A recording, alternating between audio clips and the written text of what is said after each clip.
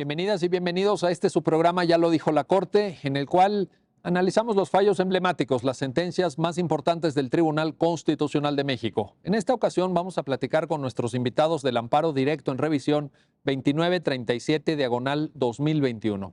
Se trata de un pronunciamiento de la Suprema Corte de Justicia de la Nación que nos va a permitir entender los procesos de restitución internacional de niñas, de niños, cómo se tramitan y cómo pues tenemos un marco jurídico aplicable en la materia que todas las autoridades del Estado mexicano deben observar para entender el alcance de esta sentencia y también la enorme importancia, diría yo, del tema en un país con tanto flujo migratorio como es México. Le doy la bienvenida, allá lo dijo la Corte, a Gilberto Nava Hernández. Gilberto, gracias por estar aquí. Al contrario, Miguel, le agradezco mucho la invitación. Estoy muy contento de estar aquí platicando sobre este tema tan relevante. Muy amable. Y también le doy la bienvenida a Mario Armando Sandoval Islas. Mario, bienvenido, ya lo dijo la Corte. Gracias por la invitación, me da mucho gusto poder platicar con usted. Muy amable, Mario. Pues te quiero pedir, Mario, que nos ayudes, empecemos contigo, a entender esto. Se trata de un amparo directo en revisión. Esto implica que, bueno, ya hubo una serie de discusiones en niveles previos al conocimiento que tiene la Corte. Entonces yo te quiero pedir, Mario, que seas tan amable de ayudarnos a entender los hechos del caso, cómo es que el caso surge, el contexto fáctico y un poquito la secuela procesal para que sepa quien te va a escuchar cómo llega a conocimiento de nuestra Suprema Corte. Por favor. Claro que sí, los hechos consistieron en lo siguiente. Una pareja, un matrimonio de un hombre y una mujer en Estados Unidos, vivían en Texas junto con su menor hija. En 2019, la pareja junto con su menor hija deciden venir aquí a México, al estado de Puebla. Vinieron específicamente por vacaciones. Están unos días. La niña y la madre se quedan en Puebla, pero el padre regresa a Estados Unidos. Unos días después, el padre regresa a Puebla, intenta buscar a su familia, pero ya no la encuentra. El padre indicó que fue bloqueado vía telefónica, que fue bloqueado a través de redes sociales y que ya no pudo tener un contacto directo con su hija menor. El padre regresa a Estados Unidos y acude a un departamento de Estado, inicia un procedimiento de restitución internacional de menores. Breve paréntesis, a nivel internacional tenemos una convención que regula precisamente un procedimiento para que la hija menor sea regresada a Estados Unidos. Un mes después, el Departamento de Estado contacta a la Secretaría de Relaciones Exteriores mexicana, que es una autoridad que no resuelve propiamente si procede o no procede la restitución. Pero lo que hace la Secretaría de Relaciones Exteriores es que le notifica, en este caso al Poder Judicial del Estado de Puebla, al presidente del Tribunal Superior, y se inicia el procedimiento de restitución. Entonces se le notifica a la madre comparece ante este procedimiento y va a alegar en este procedimiento, después en el juicio de amparo, que no procede la restitución, que su hija ya se adaptó a una nueva realidad en el estado de Puebla. En un primer momento, la autoridad de primera instancia resuelve a favor del padre, es decir, ordena que se restituya a su hija menor inmediatamente a Estados Unidos. Pero la madre se ampara, la madre promueve un amparo, al principio lo hace por la vía incorrecta, promueve un amparo indirecto, conoce a un juzgado de distrito, el juzgado de distrito ordena la remisión de los autos a un tribunal colegiado de circuito en materia civil. Breve paréntesis, la primera sala ha resuelto que en contra de una sentencia definitiva dictada en procedimiento de restitución internacional de menores procede el amparo directo. Esto con fundamento en el artículo 107 de la Constitución y a pesar de que la convención de la cual me gustaría platicar más adelante no regula como tal un procedimiento de impugnación ordinario o extraordinario, pues cuando entra al orden jurídico mexicano, desde luego que procede el amparo directo. La madre, en sus conceptos de violación, va a alegar cosas muy interesantes. Insiste en esta parte de que su hija menor ya se adaptó a una nueva realidad y que si se regresa a Estados Unidos, hay un grave riesgo de que se atente contra su integridad física y psicológica. Y dos cosas que me parece muy importante señalar. La madre indica, yo acá en México, en el estado de Puebla, ya presenté una denuncia por el delito de violencia intrafamiliar en contra de su padre. Incluso un ministerio público ya dictó medidas de protección en el sentido de que se abstenga de realizar ciertas conductas. El padre en contra de la niña y el padre en contra de la esposa. Y número dos, dice la madre, yo acá ya inicié un procedimiento de guarda y custodia. Incluso una jueza familiar ya me otorgó la custodia provisional de mi hija Y si una autoridad ordena que se restituya a la menor de edad de Estados Unidos, esas dos cosas ya van a quedar sin efecto. El tribunal colegiado ampara a la madre. El tribunal colegiado le concede la razón a la madre y básicamente argumenta lo siguiente. En efecto, la niña, acá en Puebla ya está adaptada a una nueva realidad social, tiene familia tanto materna como paterna, tiene un excelente historial académico, tiene nuevas amistades y en cambio en Estados Unidos el padre vive solo y el padre tiene que salir a trabajar y el padre tiene que cumplir una jornada laboral y en todo ese tiempo que el padre salga a trabajar, la niña va a quedar al cuidado de una persona extraña. De una persona tercera. Una persona tercera extraña y dice el colegiado, es mejor que se quede en el estado de Puebla. Además, refiere el tribunal colegiado, si yo ordeno la restitución, va a existir una separación total entre la hija y la madre, porque resulta que el matrimonio ya se encuentra tramitando su divorcio.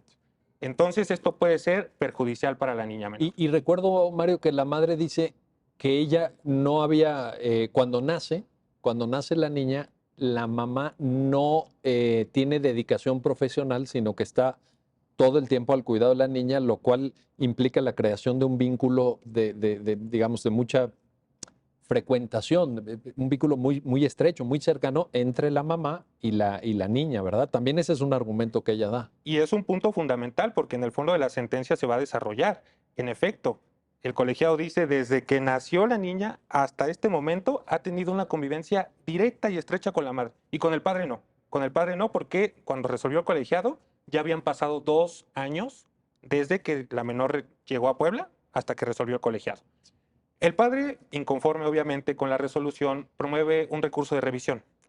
Básicamente, no me quiero extender en esta parte, pero básicamente indica que el tribunal colegiado desconoció diversos precedentes de la Suprema Corte en materia de restitución internacional de menores. Sabemos que por regla general no procede una revisión en contra de una sentencia dictada por un tribunal colegiado. Excepcionalmente, la Suprema Corte puede conocer si se cumplen 2 requisitos, que se aborden cuestiones de constitucionalidad y que se pueda fijar un criterio de importancia y trascendencia. A partir de la reforma de 2021 se habla de interés excepcional, pero precisamente con esta parte concluyo. La primera sala en un estudio preliminar hace los siguientes cuestionamientos y con base a estos cuestionamientos fija las 3 preguntas que se analizan en el fondo de la sentencia.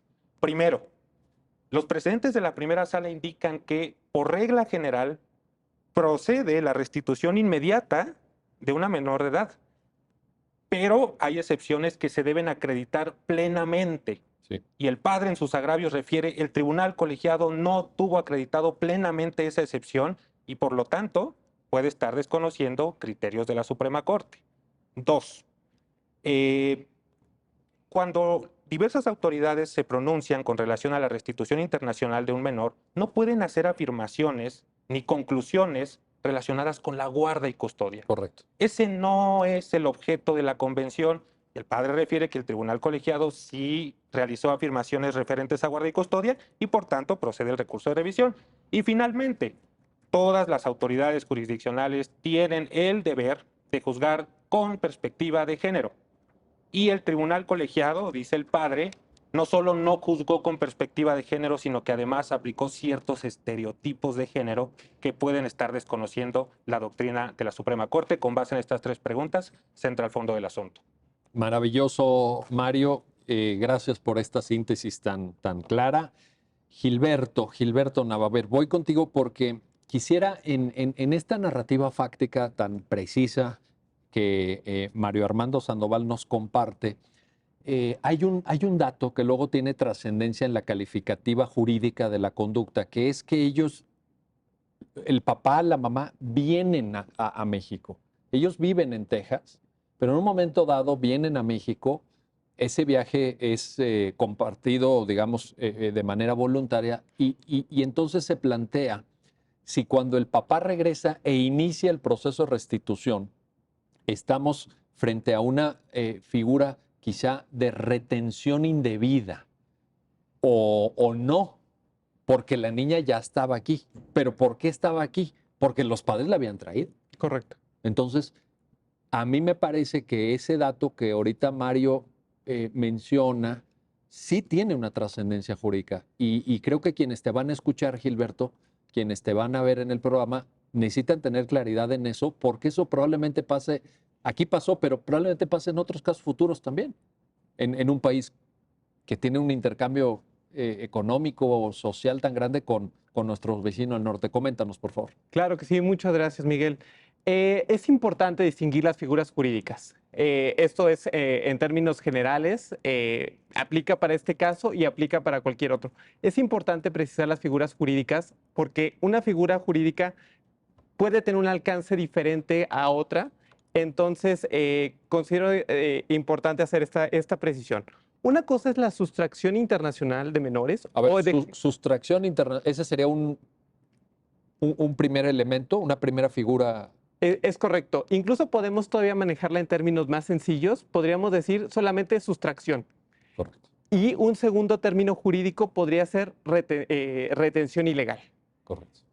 Sustracción internacional se refiere a que una vez que regularmente pasa en juicios de divorcio o ante las rupturas matrimoniales o la ruptura de una pareja, muchas veces los pleitos son ¿quién se va a quedar con los hijos? ¿La mamá o el papá? Gran dilema. Eso es una cuestión que tenemos en México y en grandes partes del mundo y es la principal pugna que existe en ese tipo de rupturas. Sí.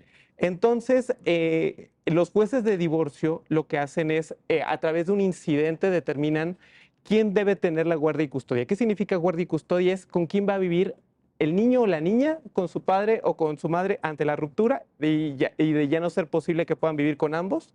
A través de este incidente de guardia y custodia, un juez va a determinar con quién debe vivir el menor, o el niño o la niña.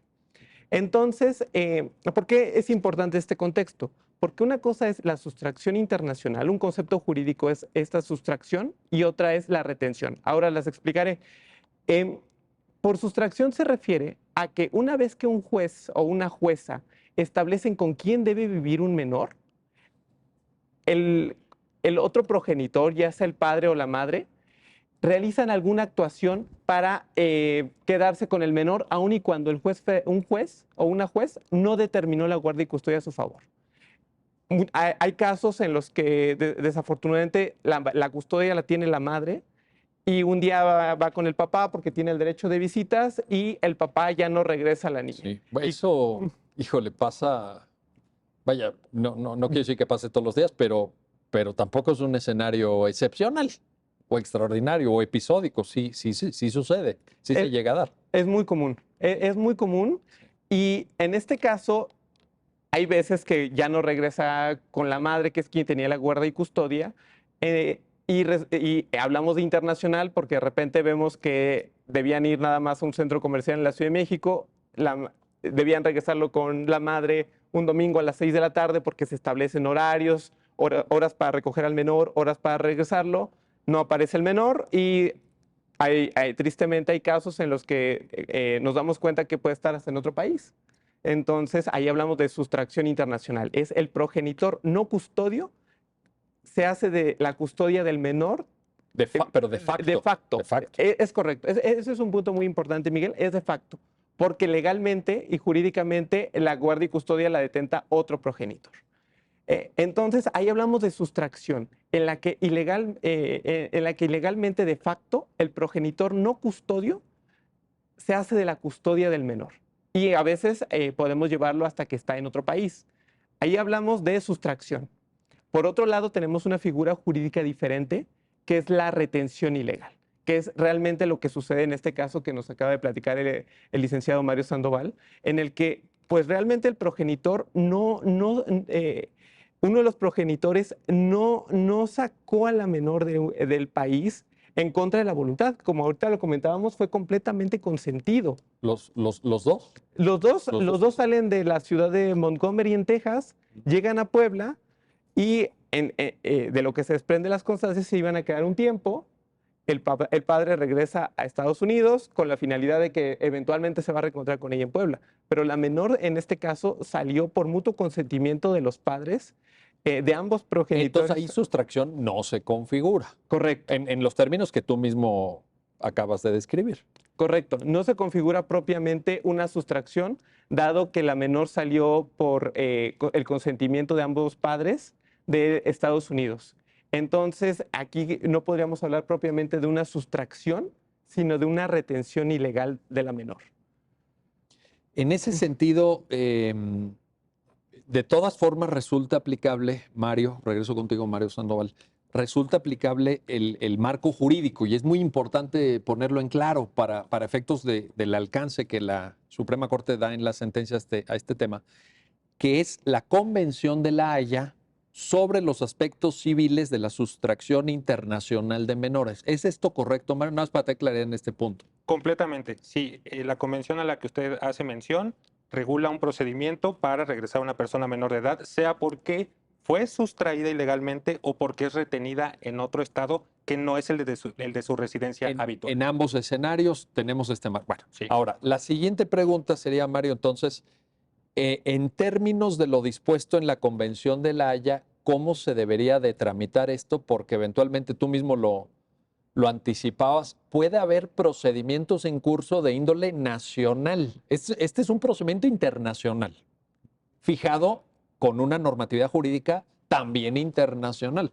Pero de repente se pueden cruzar aquí, es que denunció, es que hubo un juicio civil. Bueno, ahorita lo vamos a platicar, pero de entrada, ¿estamos de acuerdo en que el trámite que correspondía llevar a cabo y desahogar era el que establece la Convención de La Haya? Completamente, y además la convención prevé que sea un procedimiento en calidad de urgente. Precisamente. ¿Qué significa esto?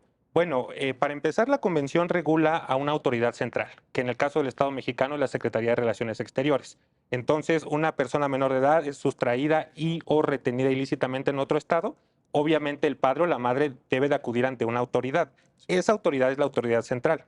Entonces, no resuelve propiamente si procede o no procede el procedimiento, la restitución internacional, pero sí tiene muchas facultades. Le pongo algunos ejemplos. Puede dictar medidas precautorias. En primer lugar, desde luego debe de localizar a la persona menor de edad.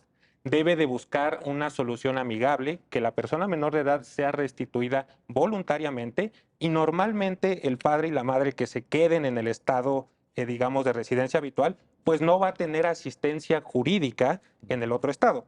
La autoridad central precisamente debe de proveer esta asistencia jurídica.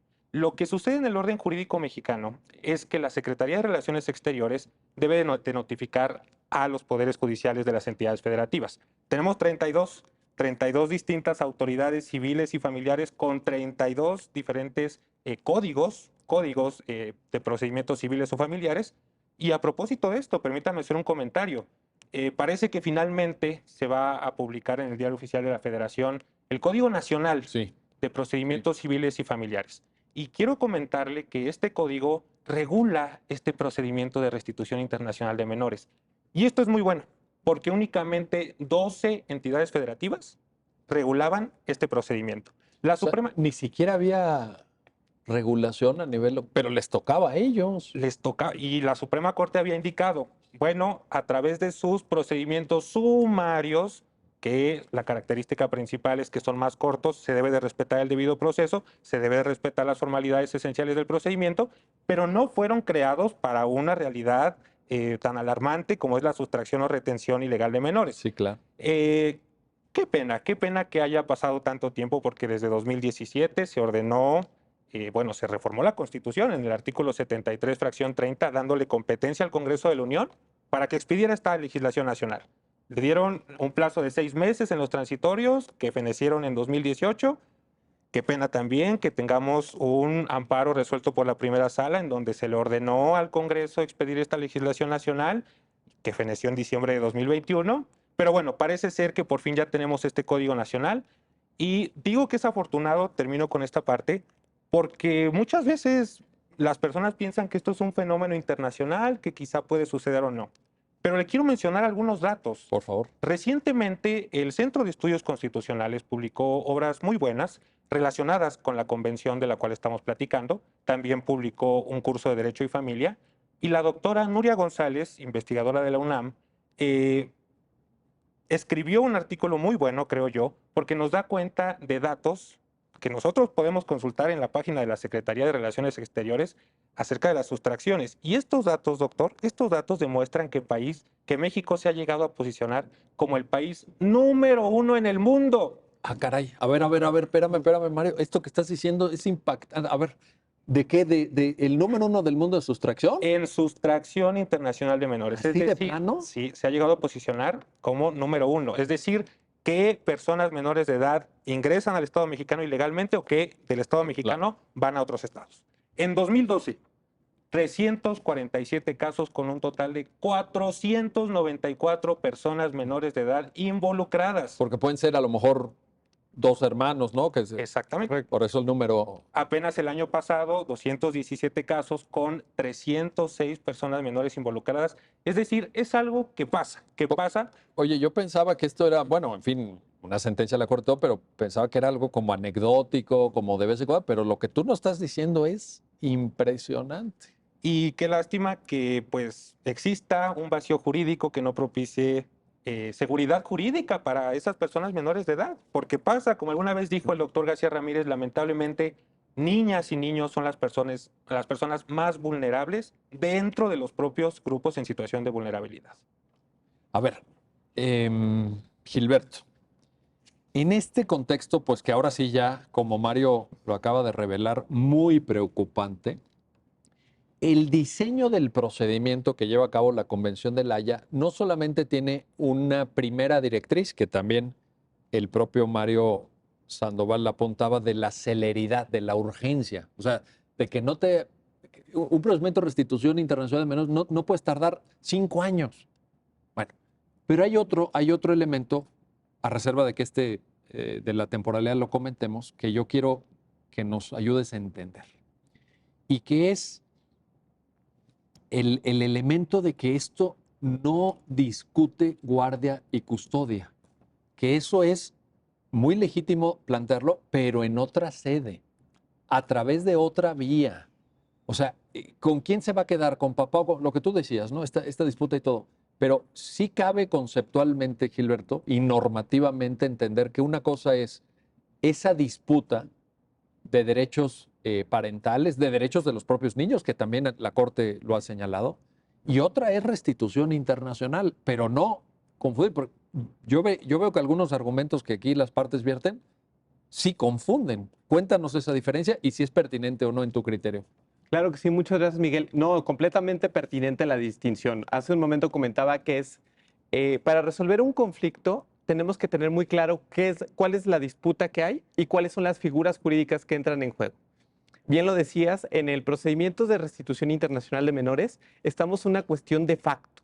Incluso la propia convención sobre aspectos, de la Convención de La Haya sobre aspectos civiles en materia de sustracción internacional de menores, indica que, bueno, un primer requisito para solicitar, para que alguno de los progenitores pueda ir y, por decirlo de alguna forma, denunciar que un menor fue sustraído de su guardia y custodia, es, bueno, ¿quién tiene la guardia y custodia? Si ni siquiera ese progenitor perdió la guardia y custodia o no la tiene o solamente tiene un derecho de visitas, pues no puede afirmar que fue sustraído ilegalmente.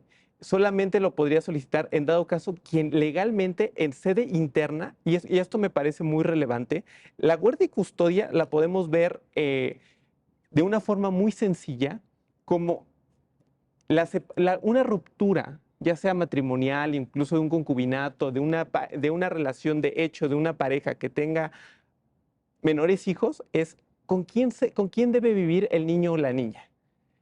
Una vez que un juez determina con quién debe ocurrir esto, con quién va a vivir, se le asigna la guardia y custodia. Tú tienes la guardia y custodia de tu menor hijo. ¿Eso qué significa? Que tú tienes la responsabilidad de que viva contigo y satisfacer en un primer contacto directo sus necesidades básicas. Ahora, esto es una cuestión que ocurre en el derecho interno. En sede mexicana, como lo decía el licenciado Mario, esto ocurre regularmente en la materia familiar, es materia local. Entonces tenemos 32 tribunales superiores de justicia que se encargan de resolver esto. Una cuestión jurídica es los tribunales asignan el derecho para detentar la guardia y custodia de un menor. Oye, pero lo mismo pasa en Estados Unidos. Correcto.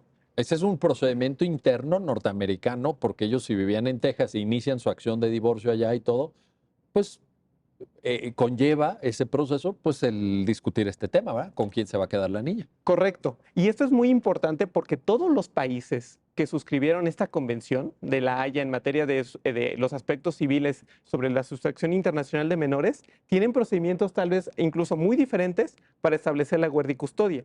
Pero precisamente esta convención se creó, uno de los tantos objetivos. Bueno, el primero es proteger el interés superior del menor, pero el segundo es proteger los derechos sobre guardia y custodia que se hayan constituido en sede interna. Es decir, Estados Unidos, los tribunales norteamericanos pudieron haber establecido el derecho y la guardia y custodia para el padre o para la madre.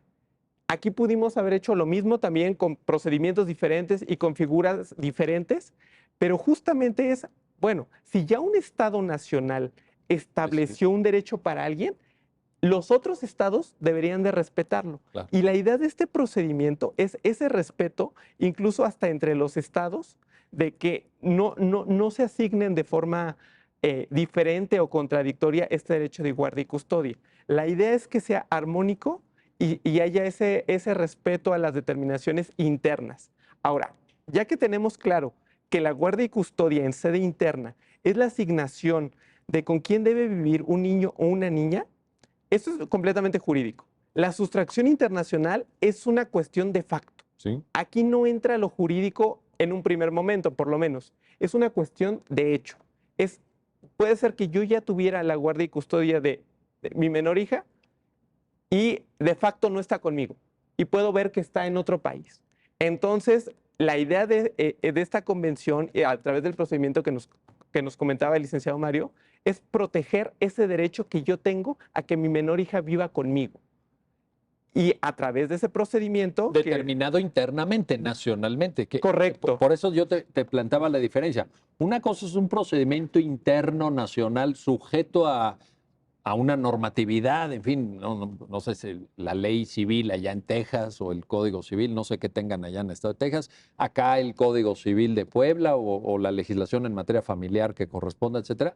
Pero la cuestión fina que la sentencia analiza también de manera muy precisa es no confundir. Ahí es donde le veo yo el problema. Correcto. ¿No? O sea, o intentar usar un procedimiento o para obstaculizar el de restitución internacional y ponerlo en duda, o al revés, ¿no? Que a través de la restitución internacional se replantee la guardia y custodia. No, lo acabas de decir muy bien, es interno. Es interno. No debe confundirse. Es interno y a nivel interno solamente se determina con quién va a vivir un menor, y es en sede, dejémoslo en un plano judicial, en un plano de leyes, de compruebas quién es el progenitor idóneo para hacerse cargo del cuidado del menor. Y en la sustracción internacional es, bueno, yo ya tengo un derecho a mi favor para que mi menor hija viva conmigo, sin embargo, de facto, no está. ¿Por qué? Porque alguien incumplió ese derecho que yo tengo. Todo derecho implica una obligación. Es algo también muy explorado por el derecho. Si yo tengo un derecho es porque alguien tiene la obligación de cumplir con ese derecho. Alguien me está vulnerando mi derecho, en este tipo de casos, alguien vulnera mi derecho a que mi menor hija viva conmigo.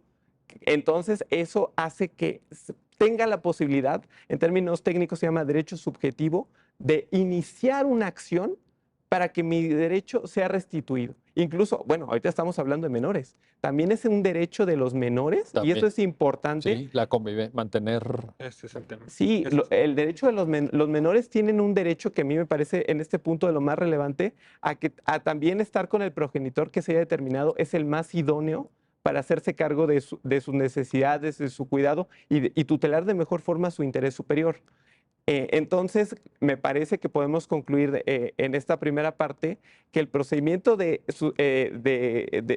restitución en el que está de por medio la posible sustracción de un menor del padre o la madre que se tiene que hacer cargo de su guardia y custodia es precisamente eso: restituir de manera fáctica, regresar al menor, dejémoslo en términos muy coloquiales, físicamente al menor con el padre que legalmente tiene su guardia y custodia. Ahí está. Bueno, estamos platicando con nuestros invitados del Amparo Directo en Revisión 2937, diagonal 2021, y este tema que bueno, ya han escuchado los datos, unos datos preocupantes de alta incidencia que ponen a México en el centro del debate mundial sobre restitución internacional de menores. No se vayan, regresamos porque todavía hay muchos temas por analizar alrededor de esta importante sentencia. Regresamos enseguida.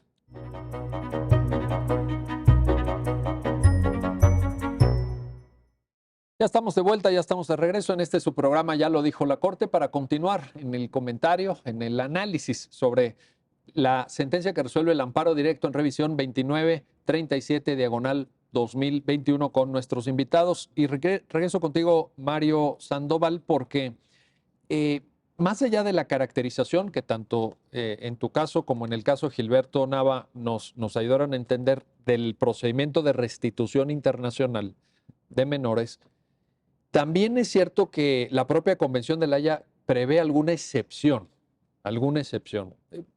Las características, bueno, la urgencia, el no confundir, decía Gilberto, procedimientos de guardia y custodia con restitución internacional, pero platiquemos de las excepciones porque forma parte de la argumentación.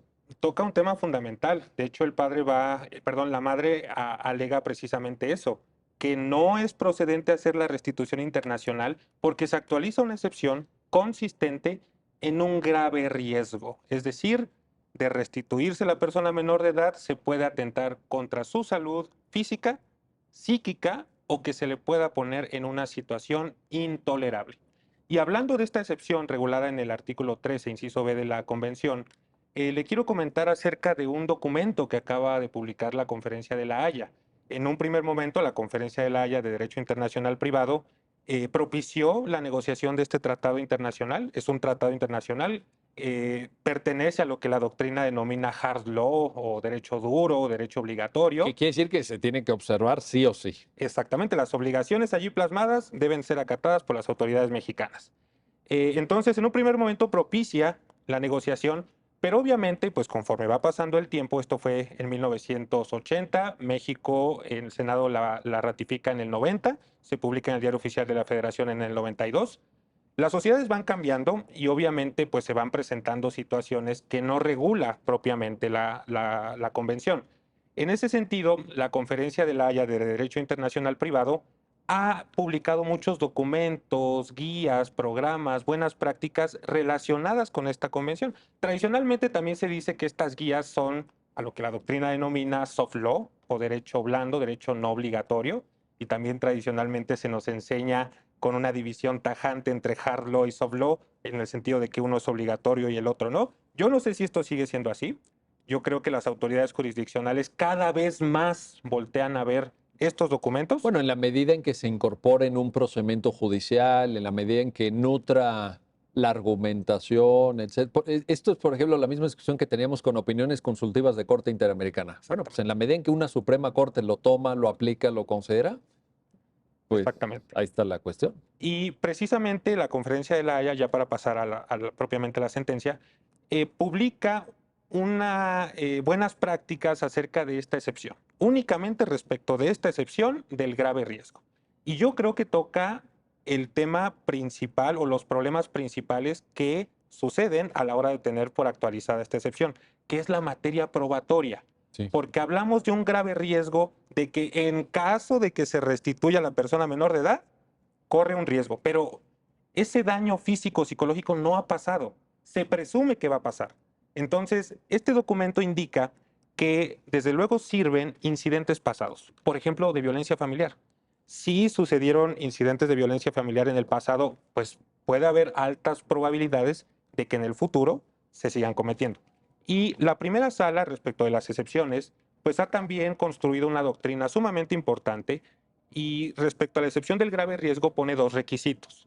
Uno, que en este caso la madre sustractora y bueno, más bien que retiene a su hija menor ilegalmente, de las cuestiones fácticas narradas que ella exponga, realmente nos demos cuenta de que existe un grave riesgo. Y segundo lugar, pues que acredite plenamente esa excepción. Ya decía yo, pueden servir antecedentes, pero también pueden servir cuestiones que estén alrededor del asunto. Y precisamente la primera sala entra al estudio de este agravio del padre, porque el padre refiere Pues el tribunal colegiado no tuvo por acreditado plenamente ese grave riesgo. Indicó, bueno, pues si se restituye a la menor de edad, pues no va a tener quien la cuide porque el padre tiene que salir a trabajar. ¿Eso es un grave riesgo? Yo creo que no. Que existe un grave riesgo porque se han generado vínculos más estrechos con la madre que con el padre y es más conveniente tenerla con la madre en el estado de Puebla. Eso tampoco es un grave riesgo. De manera que yo sí advierto que de los precedentes, la primera sala particularmente ha puesto el estándar sumamente alto para tener por acreditados estos riesgos. Le pongo dos ejemplos. La propia Suprema Corte ha indicado, muchas veces las madres o los padres, sustractores o retenedores ilegales, alegan que ya iniciaron un procedimiento penal. Sí. Pero dice la primera sala, la sola mención de que exista un procedimiento penal no es suficiente. Porque puede eso suponer que lo que hizo un progenitor fue ir y presentar una denuncia. Ahí está el tema. ¿Se da formalmente el inicio? Pues sí se da. Incluso la primera... En términos de la legislación aplicable, pero ni supone eso tener por acreditada una responsabilidad, ni el desahogo completo, incluso por vía recursiva del propio procedimiento, que admite naturalmente diversas instancias, etcétera. Ese es el tema fundamental. Incluso, pues, en un procedimiento penal, al inicio de la investigación, habrá datos de prueba. Nada más que datos de prueba. Entonces, en un caso, la primera sala dijo no basta que se haya iniciado y además porque se puede generar el efecto perverso de que madres o padres sustractores, pues, inicien un procedimiento penal para que ya no se restituya. Sí, como una suerte de obstáculo, diríamos. Exactamente. Entonces... Y el segundo criterio, ibas a poner... Es cierto. El otro ejemplo es que también la primera sala, bueno, en la Suprema Corte hemos visto pues argumentos de todo tipo. Que no procede la restitución, que porque el padre es desobligado, que es un drogadicto, que no está en Estados Unidos de una manera legal. Bueno, a pesar de que se digan todas estas cuestiones fácticas, yo creo que el principal tema es la materia probatoria. Ahí está la cuestión. Ahora, Gilberto, regreso contigo. Hay en la sentencia un argumento de algo que ahorita Mario plantaba y que me interesa que nos ayudes a entender y analizar, que es que las excepciones son objeto de interpretación estricta. O sea, verdaderamente uno diría, bueno, pues suena lógico que si es una excepción y no es la regla general, la manera de llevar a cabo la interpretación sea estricta, porque si no, lo que terminaría siendo el intérprete es convertirlo en su opuesto. Pero, ¿por qué es importante aquí que verdaderamente se le dé preponderancia al procedimiento de restitución internacional y que no abramos un flanco que luego se te hace enorme? Y lo digo también para las abogadas y abogados que estén viendo el programa, que luego lo usan para todo tipo de casos. Ahora sí que, como dicen, se van hasta la cocina, ¿verdad? Cuando abres una excepción. Pero aquí la sentencia dice, interpretación estricta de las excepciones. Cuéntanos, por favor. Con gusto. Para abordar este tema, considero que lo más importante es partir de una regla general. Por regla general, lo establece esta propia convención, se satisface de mejor manera el interés superior del menor regresándolo con el progenitor que detenta su guarda y custodia. Ya platicábamos hace un momento que en sede interna se determinó quién es el progenitor idóneo para que el menor, el niño o la niña vivan con él. Entonces, en un caso de sustracción, la regla general o de retención ilegal, la regla general es debe regresarse al menor con quien tenga su guarda y custodia. Ahora, incluso se dice, se debe regresar inmediatamente al menor, al niño o a la niña, cuando no haya transcurrido un año.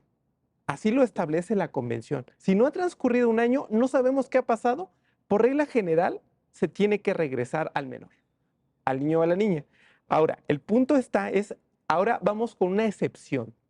Si ya dijimos que por regla general se debe regresar a la niña, la excepción se tiene que demostrar.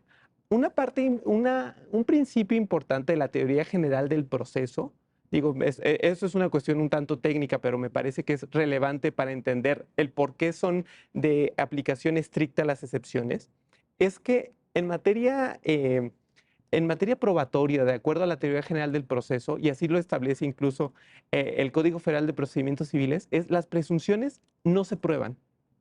Cuando una ley prevé que debe seguirse una regla general, la parte que tenga a su favor esa regla general no tiene por qué probarla.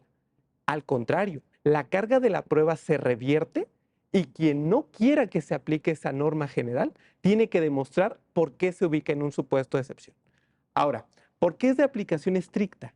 Porque está de por medio un niño o una niña que tienen su interés superior. Y tenemos que entender que el interés superior lo podemos ver de por lo menos tres formas. Está previsto en el artículo 4 constitucional, pero la Corte ha dicho, bueno, podemos verlo como un derecho, como un principio y como un método de interpretación. Si eso es así y vamos a romper una regla general que pudiera afectar los derechos del menor, lo menos que podemos hacer es las excepciones que digan, no, es que en este caso no se debe restituir al menor, significa que tiene que ser una argumentación muy reforzada. A eso se refiere con aplicación estricta. Tiene que ser una argumentación muy fuerte, muy sólida, como lo decía el licenciado Mario, tiene que haber pruebas muy contundentes de que de regresarse al niño o a la niña, de restituírsele, se le va a causar más daños que un beneficio. Oye, y entonces, pero a ver, esto supondría en términos del concepto de acreditación de riesgo una materialización o sí se puede en base, decía por ejemplo Mario, en algún antecedente, en algún hecho anterior que hubiera por ahí surgido, etcétera, asumir que pudiera volver a presentarse una situación. Porque yo recuerdo, no en restitución internacional, en otros temas, por ejemplo, asignación de guardia y custodia, precisamente, que la Suprema Corte dice, en aras a la tutela del interés superior, no vamos a esperar a que se materialice el riesgo, a que ya le hayan pegado al niño, por poner el ejemplo más duro, ¿no? Anticipémonos. Y a mí me hace mucho sentido eso. Ahora, con esto que tú mencionas, ¿en dónde estamos ubicados? Ok. Si partimos de la base de que ya está la regla general y de que las excepciones tiene que haber una argumentación muy sólida, lo cierto es que el riesgo no puede ser hipotético. En esta propia sentencia, la primera sala dijo, a ver, no podemos caer en suposiciones, tiene que ser un riesgo real, actual, inminente, que sí exista en una alta probabilidad que pues, se le pueda ocasionar un daño a la integridad física o psíquica del menor o que se le pueda colocar en una situación que sea intolerante para él o para ella. ¿Qué significa eso? Que no solamente tiene que ser su integridad física y psíquica, sino que también estén de por medio la satisfacción de sus necesidades materiales, económicas, educativas, de salud, que realmente se pueda haber afectado sus derechos. Ahora, retomando la pregunta es, bueno, ¿qué tanto es por lo que sí sea una cuestión que de restituir al menor eminentemente se va a actualizar? En casos de violencia intrafamiliar, bueno, ahorita comentábamos que no se puede partir de una denuncia. Es que ya denuncié al papá por violencia. Pero decíamos, en sede interna. Es decir, si fuera una denuncia, pongo por caso, que se hubiera presentado unas semanas antes, en el propio país donde ellos residían y todo, sería una cuestión a valorar y a tomar en cuenta. Pero ya cuando el niño ha sido sustraído, ya el niño está en un país diferente al de su residencia habitual y que se promueva, sea una denuncia, sea un ejercicio de jurisdicción civil para asignación de guardia y custodia con dictado de medidas provisionales o cautelares, se vería o se podría interpretar que están usando la legislación interna, decíamos antes, como un obstáculo para cumplir con un tratado internacional. Ahí es donde veo yo el problema. Correcto. Un tema que me parece que es importante valorar es si una denuncia prospera o no. Por ejemplo, ahorita les mencionaba el tema de las denuncias porque muchas veces es simplemente retrasar el proceso o hacerse de un medio probatorio que, lo mencionaba el licenciado Mario, es un dato de prueba. O sea, no es una prueba constituida que realmente demuestre algo. Habrá que valorar si solamente se puso la denuncia nada más por obstaculizar este proceso, como bien lo decías, Miguel, en tanto solamente en sede interna se promueve una denuncia para prolongar o para generar una prueba e incumplir el tratado, o si realmente ya desde hace un par de años, si hubo una denuncia, hubo un proceso penal y efectivamente se condenó a una persona por un delito de violencia intrafamiliar. Habrá que valorar, como decía el licenciado Mario, me parece que el tema importante es valoración de pruebas. Sí. La carga de la prueba está revertida. quien no quiera que se restituya al menor tiene que demostrar esa afirmación. Otra regla de la materia probatoria es quien afirma, prueba. Yo no quiero que se regrese al menor porque podría sufrir violencia intrafamiliar de regresar a la guardia y custodia de que viva con su padre. Bueno, tenemos que demostrarlo. Y habrá que ver cuáles son los medios probatorios que se ofrecieron. Y el nivel, el estándar probatorio. Correcto. En este caso, la Suprema Corte determinó que los medios de prueba que ofreció la madre que residía en Puebla no acreditaban un riesgo inminente para el menor.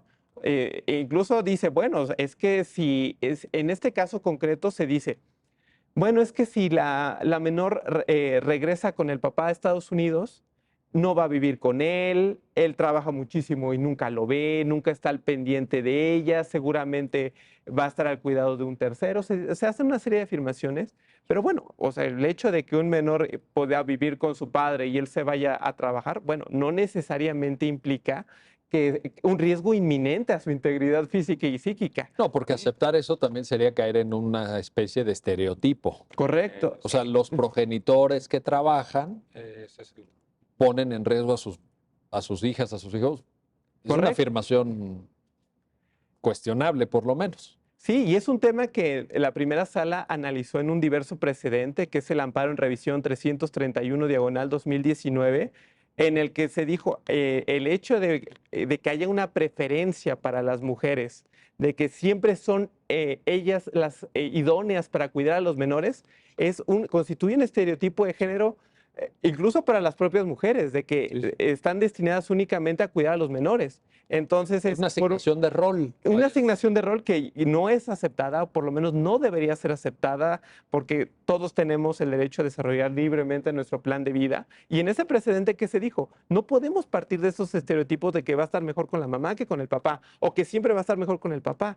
Entonces, lo que se dijo en aquel precedente, y me parece que podemos bajar muy bien a es que debemos valorar quién es, insisto, esto es en sede interna, en guardia y custodias, quién es el progenitor idóneo para hacerse cargo del niño o la niña, sea porque va a satisfacer de mejor manera sus necesidades afectivas, espirituales, de salud, de educación, satisfacer de una mejor manera su interés superior. Entonces, esto lo mismo, también debemos tomar en cuenta que a la hora de probar tiene que ser un riesgo inminente, que prácticamente esté probado que se restituye al menor, se le va a causar ese daño.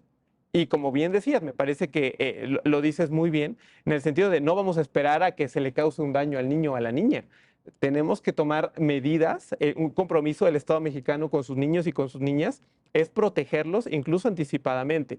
No vamos a esperar a que se le cause un daño para tomar las medidas pertinentes. Eso, que además había sido objeto de análisis y de pronunciamiento por la propia Corte en casos anteriores. Correcto. El tema de análisis de riesgo y también de umbral probatorio, porque ahí incluso en algún caso recuerdo que se había generado como un estándar intermedio, ¿no?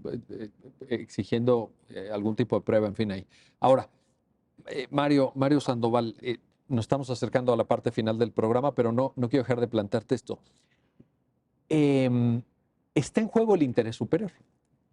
Esto implica, si además lo sumamos con el tema de perspectiva de género, que eventualmente se desarrollan obligaciones acentuadas para el órgano jurisdiccional en materia probatoria, que ahorita Gilberto lo destacó de manera muy precisa y muy clara, pero que pueden implicar recabar de manera oficiosa pruebas. Es decir, no este papel un tanto, digamos, a lo mejor estereotípico, pero del juez pasivo, del juez que dice, bueno, pues ustedes verán qué me traen, qué me aportan, etcétera.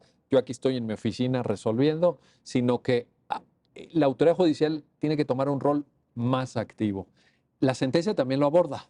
Coméntanos esa parte, por favor. Yo creo que esa es la parte de, si se me permite la expresión, la llamada de atención al tribunal colegiado. Porque el tribunal colegiado sí tuvo por acreditado ese grave riesgo, pero ya lo decía Gilberto, con meras especulaciones. Entonces, hay un tema aquí bien importante que se refiere a violencia de género y la primera sala como tal no resuelve si procede o no la restitución, pero sí advierte que si el colegiado no tenía los elementos necesarios para determinar si hay o no hay violencia de género, podía allegarse o ordenar a la autoridad responsable de que se allegara de más elementos probatorios. Y yo creo que esta cuestión de la perspectiva de género tiene relación con dos partes importantes de la sentencia. Primero, la parte de los estereotipos que ya mencionaba Gilberto. Segundo, la cuestión de la violencia intrafamiliar. Empiezo con esta última. La propia Corte ya ha indicado, no es necesario que la persona menor de edad sea la que directamente resienta la violencia Sí, intrafamiliar. es correcto. Puede ser que en este caso la madre sufra la violencia intrafamiliar también, porque es una realidad y porque los propios presentes de la Corte así lo han dicho. Generalmente cuando hay violencia intrafamiliar, hay violencia de género. Entonces hay que estudiar por parte de las autoridades jurisdiccionales si esa violencia intrafamiliar, que repercute también en violencia de género, se traduce para una afectación al menor. Quizá el tribunal colegiado, yo lo advierto así, no tenía el material probatorio, pero sí tenía la obligación de ordenar. Breve paréntesis, el tribunal colegiado, una vez que cumplimentó esta sentencia, este recurso de revisión, pues ordenó que la autoridad responsable se allegara de más pruebas, porque allí había un tema de violencia intrafamiliar. Y brevemente comento lo de los estereotipos, que también me parecen importantes. Dentro de las relaciones familiares, pues hombres y mujeres están obligados a cumplir de igual manera los cuidados del hogar, pero también los cuidados de hijas e hijos. Entonces, todas las autoridades jurisdiccionales, sea a petición de parte o de oficio, están obligadas a juzgar con perspectiva de género. Una de esas cosas que implica juzgar con perspectiva de género es desechar estereotipos, estereotipos de género. Es decir, no asumamos, no pongamos categorías, condiciones de que a determinadas personas les corresponde hacer lo que se considera masculino o femenino, porque esto atenta contra la dignidad de las personas. No podemos decir, bueno, un hombre no puede usar falda porque eso corresponde a lo femenino, una niña no puede jugar fútbol porque eso corresponde a lo masculino. En este caso, no asumamos que un padre no puede hacerse a cargo de su hija porque tiene que salir a trabajar.